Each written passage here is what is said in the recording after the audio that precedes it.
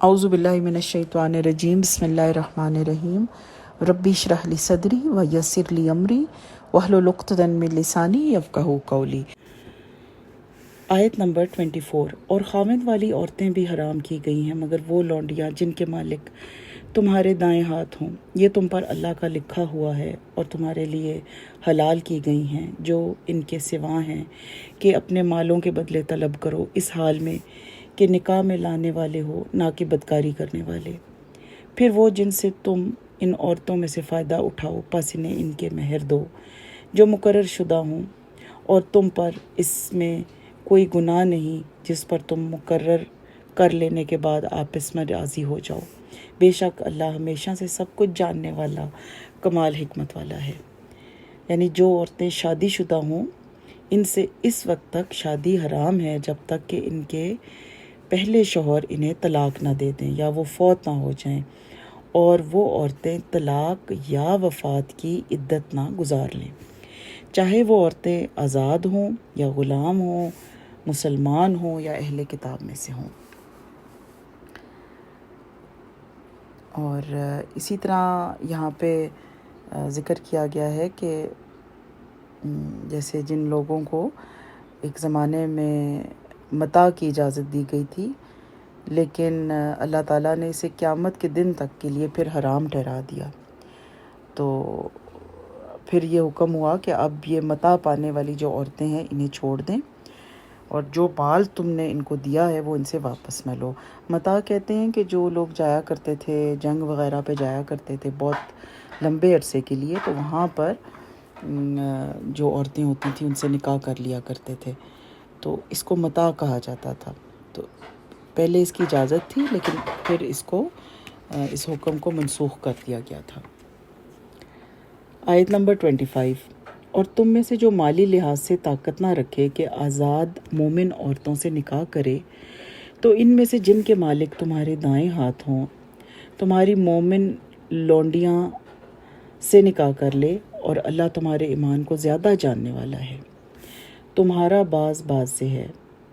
तो इनसे इनके मालिकों की इजाज़त से निकाह कर लो और इनके महर अच्छे तरीके से दो, जबकि वो निकाह में लाई गई हों, बदकारी करने वाली ना हो और ना छुपे याराने बनाने वाली। फिर जब वो निकाह में लाई जा चुके तो अगर किसी बेहयाई का इर्तिकाब करें तो इन पर इस सज़ा का निस्फ है जो आज़ाद औरतों पर है। ये इसलिए है जो तुम में से गुनाह में पड़ने से डरे, और ये कि तुम सब्र करो, तुम्हारे लिए बेहतर है, अल्लाह बख्शने वाला नहायत मेहरबान है। इस आयत में ज़िक्र है जो लोग गुर्बत और मोहताजी की वजह से आज़ाद मुसलमान औरतों से शादी नहीं कर सकते थे और इन्हें डर होता था कि कहीं वो ज़िना का इर्तिकाब न कर बैठें, तो इन्हें अल्लाह ताला ने मुसलमान लौंडियों से शादी करने की इजाज़त दे दी। लौंडियों का वली इनका मालिक होता था। लौंडियों का भी महर मुकर्रर करने की तलकीन की गई। नीज़ शरई निकाह की दीगर जो सारी शर्तें हैं वो मलहूज़ ख़ातिर रखी जाएं और इलानिया या छुपा कर इनसे ज़िना करना मकसूद ना हो, क्योंकि ईमान दूसरे तमाम इम्तियाज़ात को मिटा देता है। इसलिए अगरचा वो लौंडी है लेकिन कोई हर्ज नहीं कि इसके मालिक की इजाज़त से महर मुकर्रर करके इससे शरई तौर पर निकाह किया जाए, बशर्तिया के इलानिया या छुपा कर इसके साथ ज़िना करने की नीयत ना हो। अगर लौंडियाँ ज़िना कर लें तो इन पर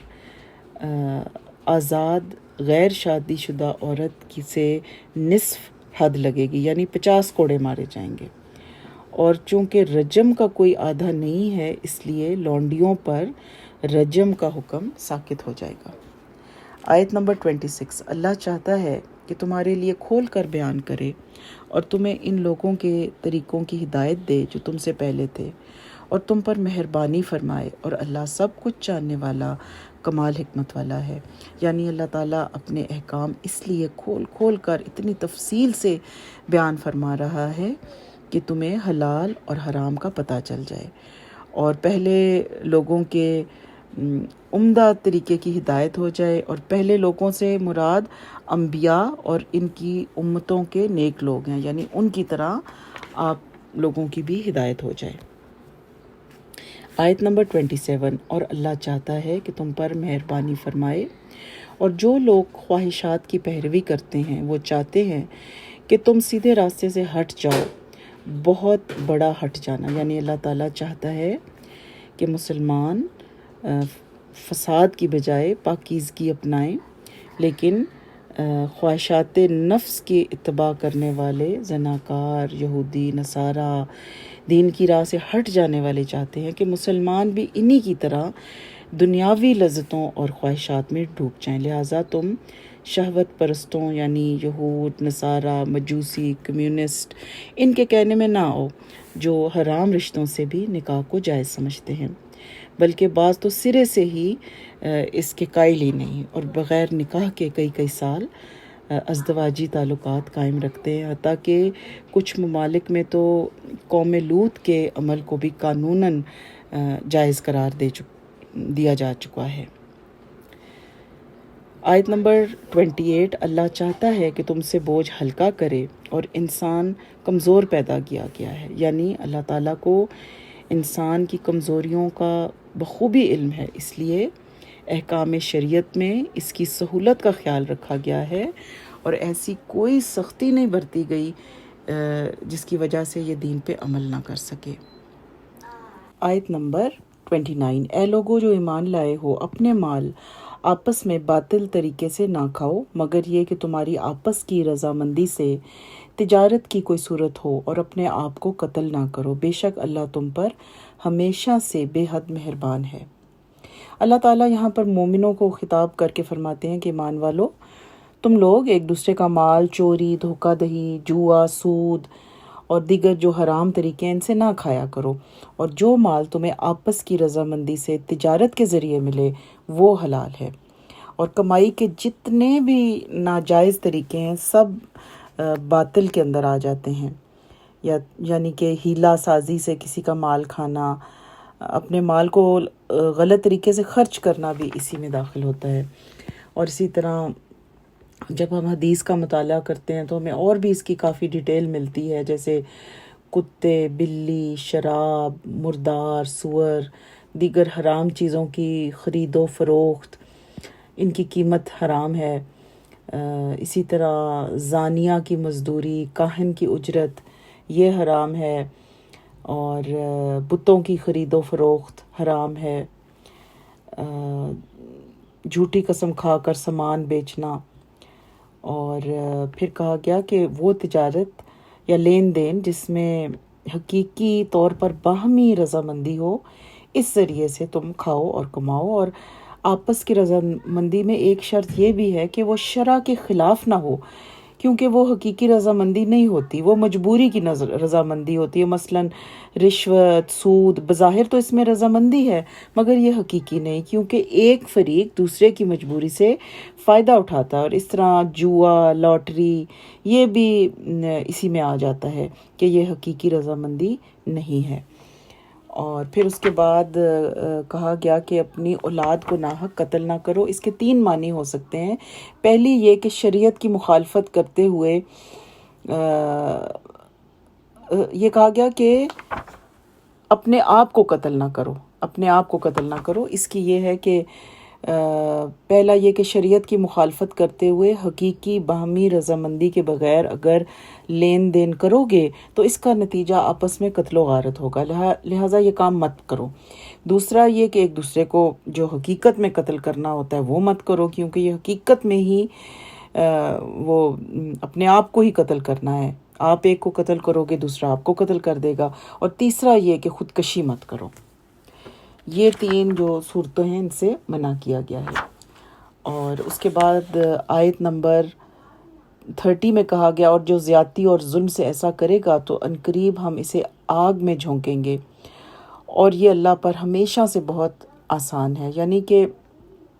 اس طرح کی چیزیں جو جان بوجھ کر کرو گے تو اللہ تعالیٰ نے اس کے لیے جہنم تیار کر کے رکھی ہوئی ہے، اور جہنم میں ڈالنا اللہ تعالیٰ کے لیے کوئی مشکل کام نہیں۔ آیت نمبر 31۔ اگر تم ان بڑے گناہوں سے بچو گے جن سے تمہیں منع کیا جاتا ہے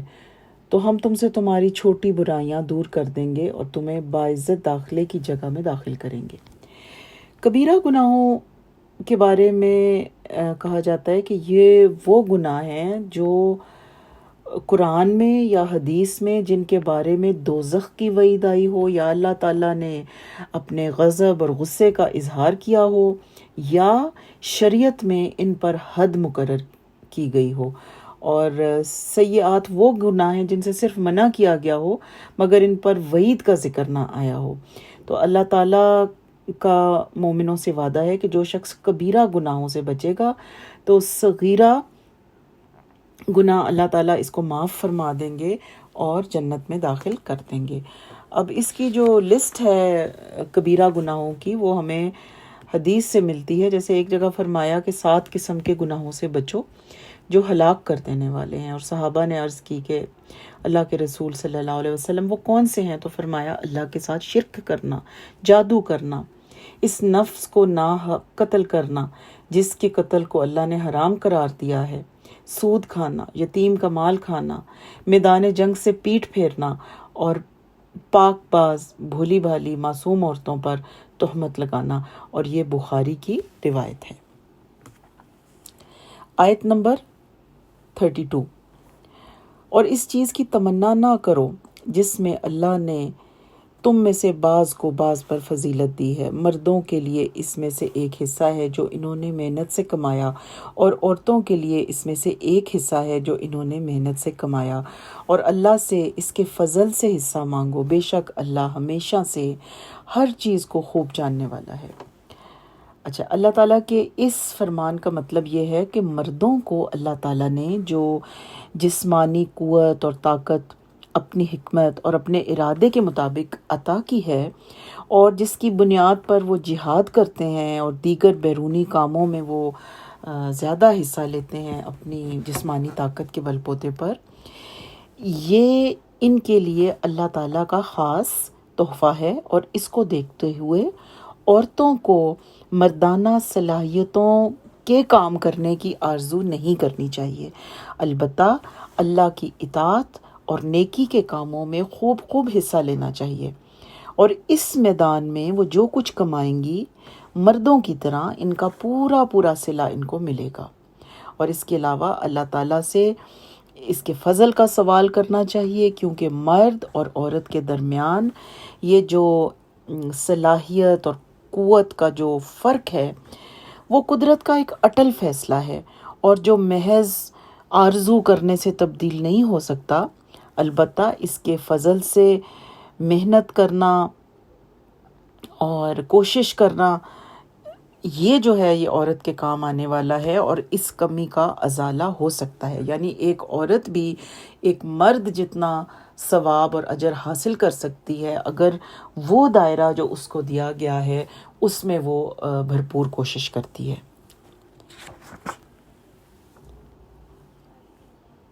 آیت نمبر 33۔ اور ہم نے اس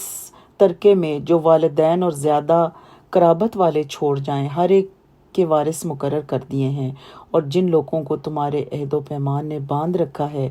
انہیں ان کا حصہ دو، بے شک اللہ ہمیشہ سے ہر چیز پر حاضر ہے۔ اچھا، اس آیت میں اللہ تعالیٰ نے یہ خبر دی کہ مرد ہو یا عورت ہر ایک کے ورثاء اور رشتہ دار ہوتے ہیں جو اس کے مرنے کے بعد اس کے وارث بنتے ہیں۔ اور آیت کے دوسرے حصے میں کہا گیا کہ تم نے جو حلف یا معاہدہ کسی کے ساتھ طے کیا ہو تو اس کا حصہ ہے۔ عبداللہ بن عباس رضی اللہ تعالیٰ عنہ بیان کرتے ہیں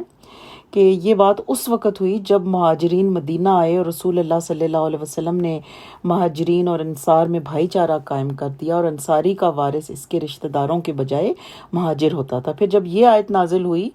تو وہ پھر منسوخ ہو گیا، اور اس کے بعد فرمایا کہ جن لوگوں کو تمہارے عہد و پیمان نے باندھ رکھا ہے انہیں ان کا حصہ دو۔ اس سے مراد یہ ہے کہ نصرت نصیحت کی صورت میں ان کو حصہ دو، کیونکہ میراث میں ان کا حصہ ختم ہو گیا۔ ہاں، البتہ ان کے لیے ایک خاص مقررہ حد تک وصیت کی جا سکتی ہے، اور یہ بخاری کی روایت ہے۔ آیت نمبر 34۔ مرد عورتوں پر نگران ہے اس وجہ سے کہ اللہ نے ان کے بعض کو بعض پر فضیلت عطا کی ہے، اور اس وجہ سے کہ انہوں نے اپنے مالوں سے خرچ کیا۔ پس نیک عورتیں فرما بردار ہیں، غیر حاضری میں حفاظت کرنے والی ہیں، اس لیے کہ اللہ نے انہیں محفوظ رکھا۔ اور وہ عورتیں جن کی نافرمانی سے تم ڈرتے ہو، سو انہیں نصیحت کرو اور بستروں میں ان سے الگ ہو جاؤ اور انہیں مارو۔ پھر اگر وہ تمہاری فرما برداری کریں تو ان پر زیادتی کا کوئی راستہ تلاش نہ کرو، بے شک اللہ ہمیشہ سے بہت بلند، بہت بڑا ہے۔ اب شریعت نے ایک خاندان کا شیرازہ بکھر جائے اس چیز کو روکنے کے لیے مرد کو گھر کا قوام بنایا ہے۔ قوام ہے نگران، اور عورت کو اس کے ماتحت رکھا ہے۔ اور قرآن نے اس کے دو اسباب بیان کیے ہیں۔ ایک تو یہ کہ مرد کو طبعی طور پر یہ امتیاز حاصل ہے کہ وہ منتظم بننے کی، اور دوسرا یہ کہ منتظم بننے کی صلاحیت رکھتا ہے، اور دوسرا یہ کہ گھر کے سارے اخراجات بیوی کے نام نفقے سمیت اس کے ذمے ہیں۔ اس بنا پر گھر کا نگران بننے کا حق مرد کو ہے، عورت کو نہیں۔ اس کے بعد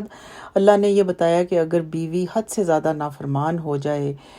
بے حیا ہو جائے، بد لحاظ ہو جائے، تو پھر شوہر کو حق دیا گیا ہے کہ وہ 3 طریقے آزمائے درجہ بدرجہ۔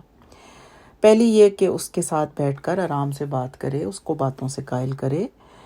اور اسے اللہ کی ناراضگی کے بارے میں بتائے، اللہ کے عذاب سے ڈرائے، پیار محبت سے بات کو طے کرنے کی کوشش کرے۔ تو اگر وہ سمجھدار ہوگی اور وہ آپس میں ایک دوسرے کے جو گلے شکوے ہیں وہ کر کے ان کو سلجھا لیں گے تو یہیں پہ بات ختم ہو جائے گی، اور یہی نصیحت کافی ہوگی۔ لیکن اگر اس سے بھی بات نہیں بنتی تو بیوی کو یہ احساس دلانے کے لیے کہ وہ اب اس بات میں سیریس ہے اور اب یہ چیز جو ہے اس پر اثر انداز ہو رہی ہے، تو وہ اس کو ایک سبق سکھانے کے لیے ہم بستری بند کر دے، اپنا بستر علیحدہ کر لے۔ تو ہو سکتا ہے کہ اس طرح اس کو کچھ ہوش آئے کہ اب بات بڑھ چکی ہے اور وہ اپنی جو اس کی روش ہے اس کو چھوڑ دے۔ اگر یہ تدبیر بھی کارگر نہ ہو تو اس کی شریعت نے اجازت دی ہے مرد کو کہ وہ اس کو مارے، لیکن یہ مار ایسی نہیں ہے کہ جیسی کہ کسی کو بری طرح مارا جاتا ہے یا بے تحاشا مارا جاتا ہے۔ یہ مار بالکل جیسے ایک چھوٹے بچے کو ڈرانے کے لیے جس طرح اس کو ہوش میں لانے کے لیے کی جاتی ہے، اس سے نہ کوئی جسم کا حصہ ٹوٹے، نہ کوئی نشان ہو، نہ چہرے کو اس میں لایا جائے۔ اچھا، اگر اس سے بھی وہ اصلاح کر لے تو ٹھیک ہے، تو امید ہے کہ وہ اصلاح کر لے گی۔ لیکن اگر وہ پھر اپنی اصلاح کر لیتی ہے اور اپنی روش چھوڑ دیتی ہے تو پھر بالکل بھی اس کو نہیں ستانا، نہ اس کو تنگ کرنا ہے، نہ اس مار پیٹ، کوئی بھی ایسا طریقہ نہیں کرنا جس سے اس کو تکلیف پہنچے۔ اور اس کے بعد فرمایا گیا کہ جو نیک عورتیں ہیں اپنے خاوندوں کے ساتھ حسن معاشرت کا حکم ان کو اللہ نے دیا ہے، ان کے حقوق جو ہیں وہ محفوظ کر دیے گئے ہیں۔ اس کے بدلے وہ خاوند کی غیر حاضری میں ان کے مال، ان کی عزت، ان کی آبرو کی حفاظت کرتی ہیں۔ ایک دفعہ رسول اللہ صلی اللہ علیہ وسلم سے سوال کیا گیا کہ بہترین بیوی کون سی ہے؟ تو آپ صلی اللہ علیہ وسلم نے فرمایا وہ کہ جب آدمی اس کی طرف دیکھے تو وہ اسے خوش کر دے، اسے حکم دے تو اس کی اطاعت کرے، اور اپنے نفس اور مال میں کوئی ایسا تصرف نہ کرے جو اسے ناپسند ہو۔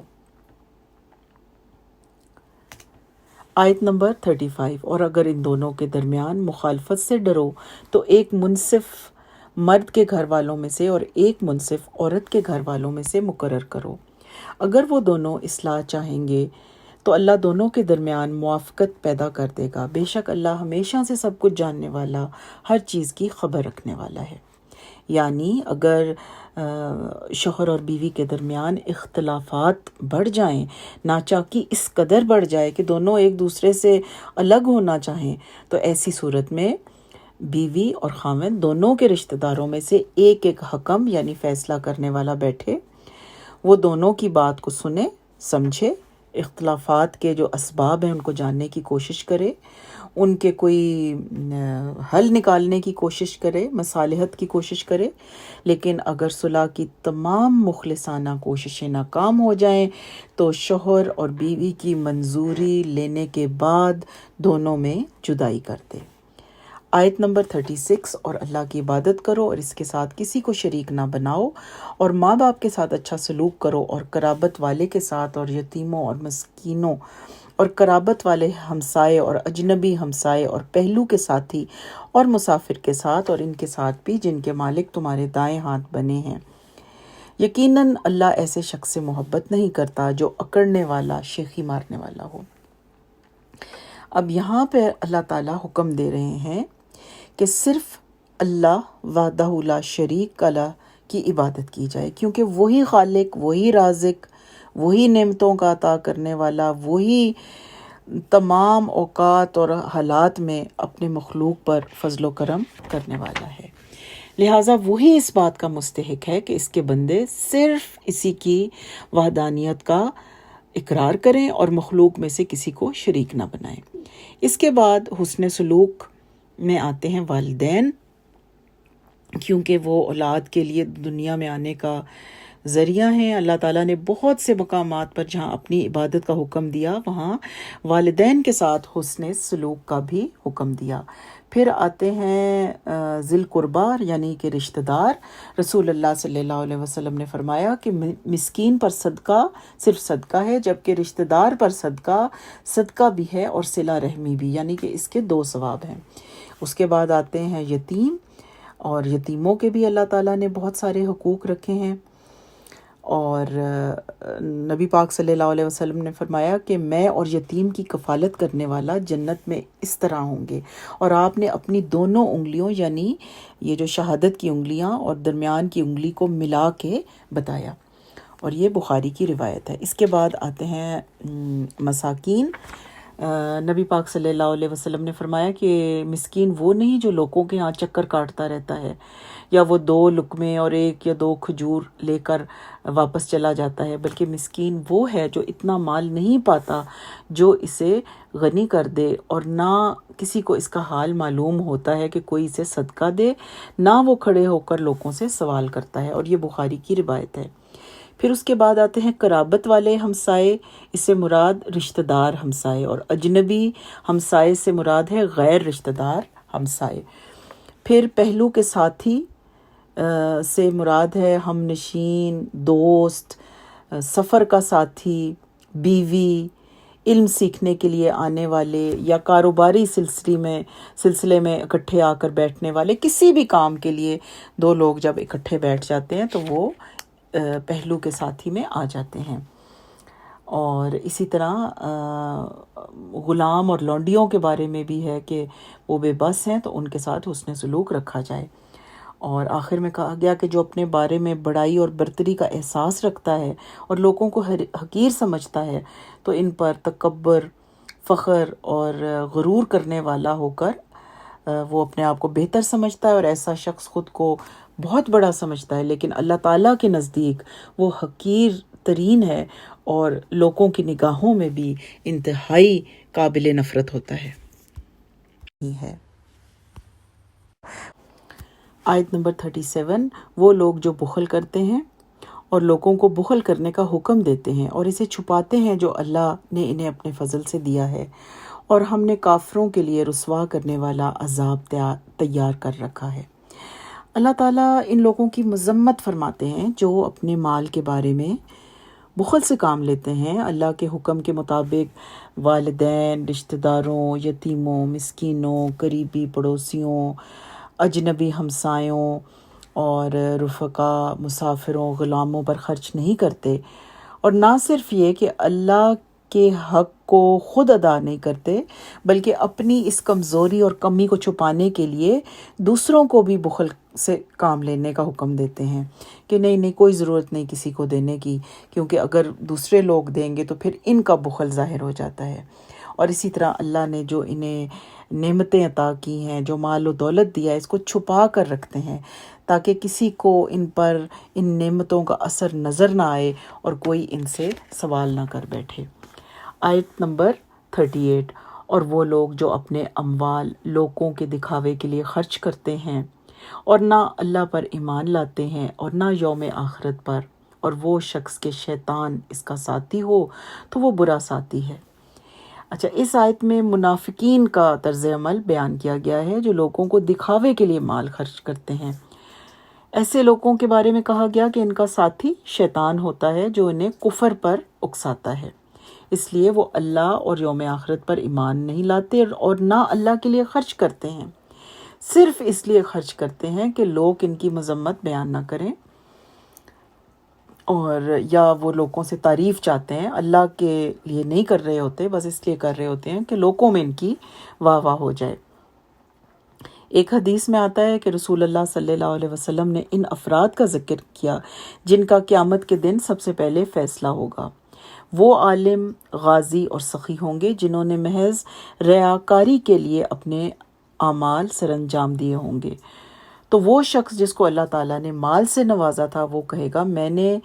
ہر اس جگہ اپنا مال خرچ کیا جہاں خرچ کرنا تجھے پسند تھا، لیکن اللہ تعالیٰ فرمائے گا تو جھوٹ کہتا ہے، کیونکہ تیرا ارادہ تو یہ تھا کہ لوگ کہیں کہ فلاں سخی ہے اور وہ کہہ دیا گیا۔ اور یہ مسلم کی روایت ہے۔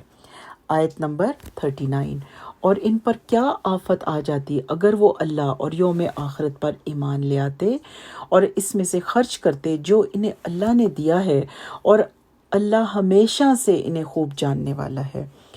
اس میں بھی منافقین کے رویے کی نکیر کی گئی ہے اور انہیں ایک طرح کی ڈانٹ پلائی گئی ہے کہ اگر وہ لوگ اللہ اور رسول پر ایمان لے کر آتے ہیں اور اللہ کی مرضی کے لیے اپنا وہ مال اگر خرچ کرتے تو ان کا کیا نقصان ہو جاتا۔ آفت تو خرچ نہ کرنے سے آتی ہے، خرچ نہ کرنا مصیبت کو دعوت دیتا ہے، معاش کی تنگی بھی اسی کا نتیجہ ہوتی ہے۔ تو اب اگر یہ لوگ اللہ کے حکم کے مطابق خرچ کرتے تو ان کا یہ حال نہ ہوتا۔ آیت نمبر 40۔ بے شک اللہ ایک ذرے کے برابر ظلم نہیں کرتا، اور اگر ایک نیکی ہوگی تو اسے دگنا کر دے گا اور اپنے پاس سے بہت بڑا اجر عطا کرے گا۔ بخل اور ریاکاری کی مذمت کے بعد ایمان، اطاعت، صدقہ خیرات کی ترغیب دلائی گئی، اور پھر موقع مناسبت کا تقاضا تھا کہ خیر اور شر کی جزا اور سزا کا بھی ذکر ساتھ ہی آ جاتا۔ اس لیے اس آیت میں اللہ تعالیٰ نے بندوں کو خبر دی کہ قیامت کے دن حساب کے وقت کسی پر ایک ذرہ کے برابر ظلم نہیں ہوگا، بلکہ ایک ایک نیکی کو کئی کئی گنا بڑھا کر دیا جائے گا، اور ایسے لوگوں کو اپنے پاس سے بھی اجر عظیم ملے گا۔ آیت نمبر 41۔ پھر کیا حال ہوگا جب ہم ہر امت سے ایک گواہ لائیں گے اور تجھے ان لوگوں پر گواہ لائیں گے۔ اچھا، اب اس آیت میں گزشتہ آیت کے مضمون کی مناسبت سے قیامت کی ہولناکیوں اور اس دن کی پریشانیوں کا ذکر ہے کہ اہل کفر، اہل شر و فساد کا اس دن کیا حال ہوگا جب ہر امت میں سے اس کے رسول کو بلایا جائے گا، وہ آ کر گواہی دے گا کہ میں نے پیغام پہنچا دیا تھا، لیکن انہوں نے کفر اور سرکشی کی تاکہ اس کی شہادت کے مطابق ان کا حساب ہو، اور پھر ان سب پر رسول اللہ صلی اللہ علیہ وسلم کو گواہ کی حیثیت سے بلایا جائے گا، اور آپ صلی اللہ علیہ وسلم قرآن میں ذکر کردہ قصص الانبیاء کی روشنی میں گواہی دیں گے کہ انہوں نے تیرا پیغام پہنچا دیا تھا، اور جو امانت ان کے سپرد کی گئی تھی انہوں نے اس کا حق ادا کر دیا تھا۔ آیت نمبر 42۔ اس دن وہ لوگ جنہوں نے کفر کیا اور رسول کی نافرمانی کی چاہیں گے ان پر زمین برابر کر دی جائے، اور وہ اللہ سے کوئی بات نہیں چھپائیں گے۔ یہاں پر پھر قیامت کی ہولناکی کی ایک اور مثال بیان کی گئی کہ اس دن اہل کفر اور رسول اللہ صلی اللہ علیہ وسلم کی نافرمانی کرنے والے تمنا کریں گے کہ کاش انہیں مٹی بنا کر زمین میں ملا دیا جائے تاکہ انہیں حساب نہ دینا پڑے اور جہنم میں نہ ڈالے جائیں، اور اس دن ان کا حال یہ ہوگا کہ وہ اللہ سے کوئی بات نہیں چھپا پائیں گے، ان کا انگ انگ بولے گا اور ان کے خلاف گواہی دے گا۔ آیت نمبر 43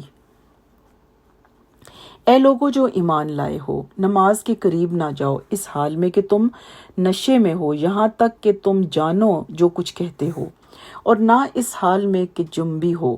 مگر راستہ عبور کرنے والے، یہاں تک کہ غسل کر لو، اور اگر بیمار ہو یا سفر پر، یا تم میں سے کوئی قضائے حاجت سے آیا ہو، یا تم نے عورتوں سے مباشرات کی ہو، پھر کوئی پانی نہ پاؤ تو پاک مٹی کا قصد کرو، پس اپنے چہروں پر اپنے ہاتھوں پر ملو، بے شک اللہ ہمیشہ سے بہت معاف کرنے والا، بے حد بخشنے والا ہے۔ اچھا، حضرت عبداللہ بن عمر رضی اللہ تعالیٰ عنہ بیان کرتے ہیں کہ رسول اللہ صلی اللہ علیہ وسلم نے فرمایا کہ ہر چیز جو نشہ آور ہے خمر ہے، اور ہر نشہ حرام ہے۔ اچھا، پھر اسی طرح حضرت علی رضی اللہ تعالیٰ عنہ بیان کرتے ہیں کہ ایک دفعہ حضرت عبد الرحمن بن عوف رضی اللہ تعالیٰ عنہ نے ہمارے لیے کھانا پکایا، ہمیں بلایا، ہمیں شراب پلائی، اور شراب نے ہمیں مدہوش کر دیا۔ اتنے میں نماز کا وقت آ گیا، انہوں نے مجھے امام بنا دیا، اور میں نے سورۃ الکافرون پڑھی، تو اس وقت اللہ تعالیٰ نے یہ آیت نازل فرمائی، یعنی اس سے پہلے شراب حرام نہیں تھی۔ یہ پہلا حکم تھا جو شراب کی حرمت میں آیا، اور پھر اس کے بعد جنبی یا حائضہ کے لیے مسجد سے گزرنا ناجائز ٹھہرا، کیونکہ بہت سے صحابہ کے گھروں کے درمیان ان کے گھروں کے دروازے مسجد کی طرف کھلتے تھے، اور ان کے لیے غسل کر کے گزرنا مشکل تھا۔ اس پر یہ آیت نازل ہوئی، مگر آخر میں رسول اللہ صلی اللہ علیہ وسلم نے ابو بکر صدیق کے دریچے کے سوا مسجد میں کھلنے والے تمام دریچے بند کروا دیے تھے۔ اور عبداللہ بن عباس بیان کرتے ہیں کہ رسول اللہ صلی اللہ علیہ وسلم نے فرمایا کہ ابو بکر کے دریچے کے سوا مسجد میں کھلنے والے ہر دریچے کو بند کر دو۔ ہمیں تیمم کا بھی حکم ملتا ہے کہ جس وقت انسان کو کسی بھی حالت میں پانی میسر نہ ہو تو وضو کی جگہ تیمم کیا جا سکتا ہے، اور اگر نہانے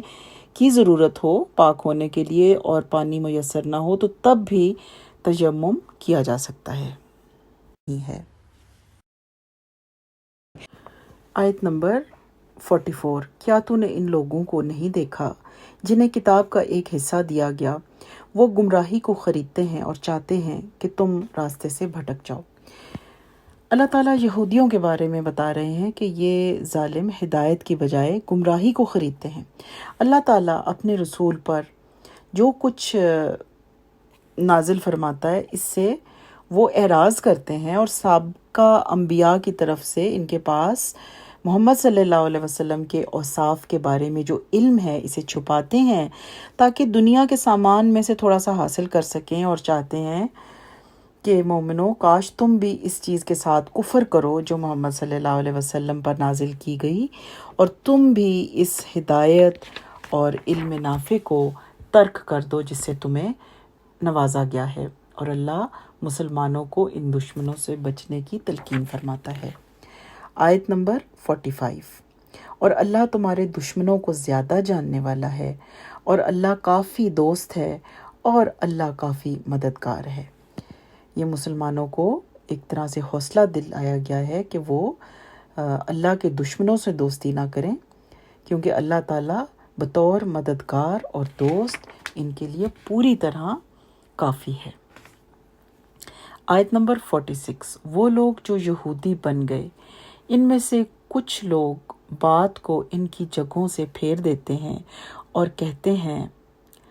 ہم نے سنا اور نہیں مانا، اور سن اس حال میں کہ تجھے نہ سنایا جائے، اور ہماری رعایت کر۔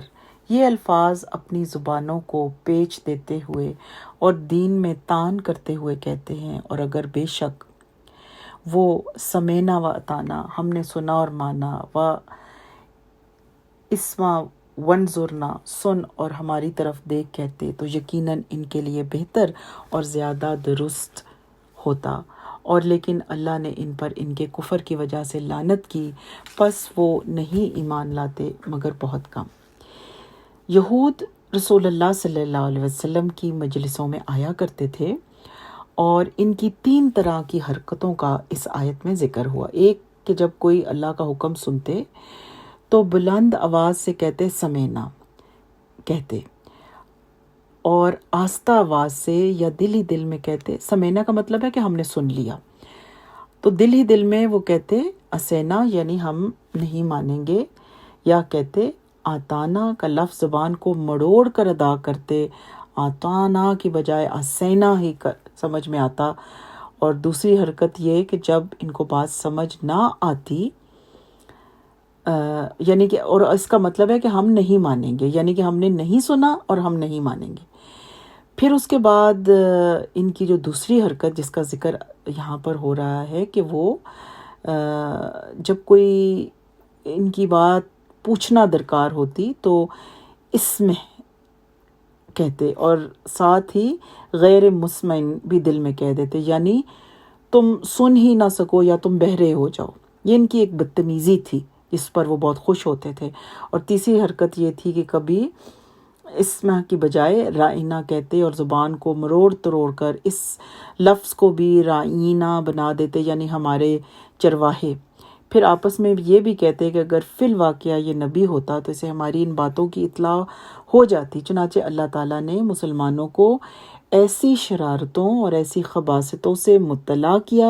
اور ساتھ ہی بتا دیا کہ جو لوگ اپنی ضلالت میں اس درجہ پختہ اور ہٹ درم بن چکے ہیں ان سے ایمان لانے کی توقع رکھنی ہی نہیں چاہیے. آیت نمبر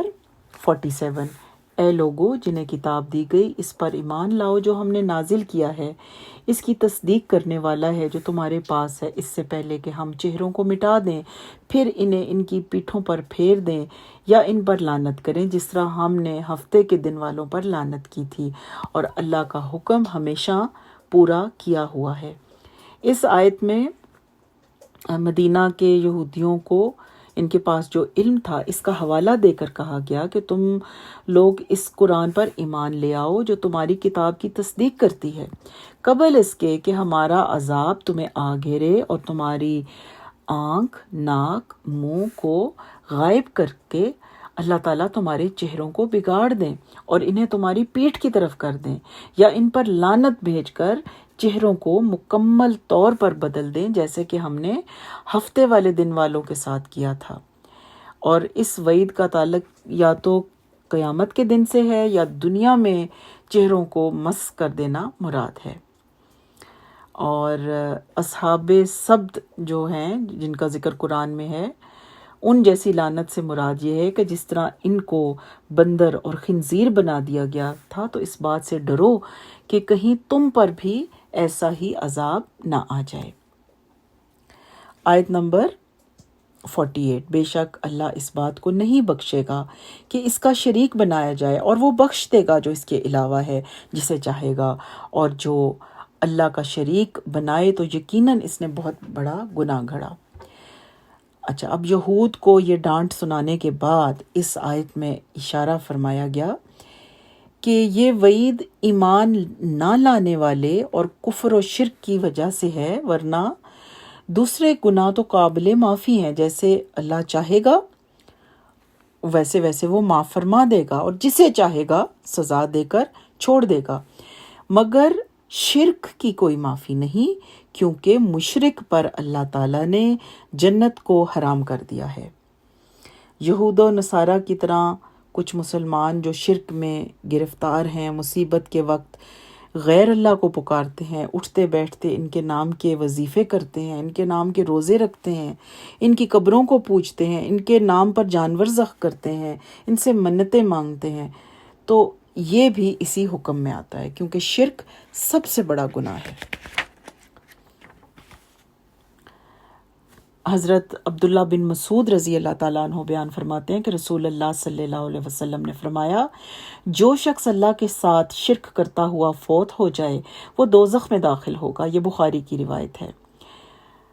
اور اسی طرح انس رضی اللہ تعالیٰ عنہ بیان کرتے ہیں کہ رسول اللہ صلی اللہ علیہ وسلم نے فرمایا، اللہ تعالیٰ سب سے کم عذاب والے جہنمی سے کہے گا کہ اگر زمین کی تمام چیزیں تیرے پاس ہوتی تو کیا اس عذاب سے نجات پانے کے لیے ان سب کو دے دیتا؟ وہ عرض کرے گا ہاں. اللہ تعالیٰ فرمائے گا، میں نے تو تجھ سے اس کی نسبت کہیں زیادہ آسان چیز کا سوال کیا تھا اور تو اس وقت صلب آدم میں تھا کہ میرے ساتھ شرک نہ کرنا، لیکن تو نے شرک ہی کا ارتکاب کیا۔ عبداللہ بن مسعود رضی اللہ تعالیٰ عنہ فرماتے ہیں کہ میں نے کہا اے اللہ کے رسول صلی اللہ علیہ وسلم، کون سا گناہ سب سے بڑا ہے؟ آپ صلی اللہ علیہ وسلم نے فرمایا یہ کہ تم اللہ کا شریک بناؤ حالانکہ اس نے تمہیں پیدا کیا ہے۔